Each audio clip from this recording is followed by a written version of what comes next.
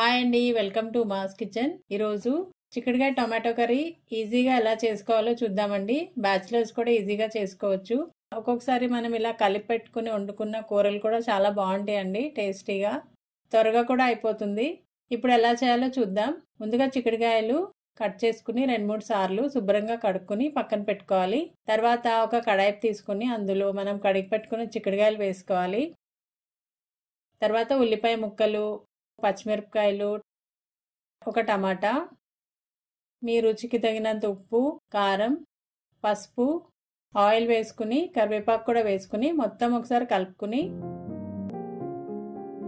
తర్వాత స్టవ్ వెలిగించుకుని స్టవ్ మీద ఈ కడాయి పెట్టుకుని మూత పెట్టుకుని లో ఫ్లేమ్లో 10 నిమిషాలు ఉడకనివ్వాలండి. మధ్య మధ్యలో కలుపుతూ ఉండండి.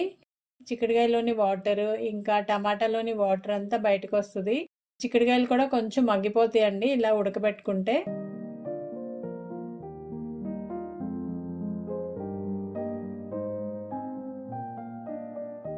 చిక్కుడుకాయలు కొంచెం మగ్గిన తర్వాత తగినంత వాటర్ పోసుకుని మొత్తం ఒకసారి కలుపుకుని మూత పెట్టుకుని చిక్కుడుకాయలు ఉడికేంత వరకు ఉడకనివ్వాలండి. చూడండి, చిక్కుడుకాయలు ఉడికిపోయినాయి. ఇప్పుడు మీకు గ్రేవీ ఎంత కావాలో అంత ఉంచుకుని స్టవ్ ఆఫ్ చేసుకోవాలి.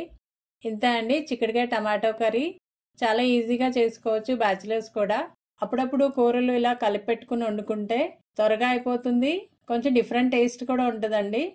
ఒకసారి ట్రై చేయండి. వీడియో నచ్చితే ఒక లైక్ చేయండి. Thanks for watching.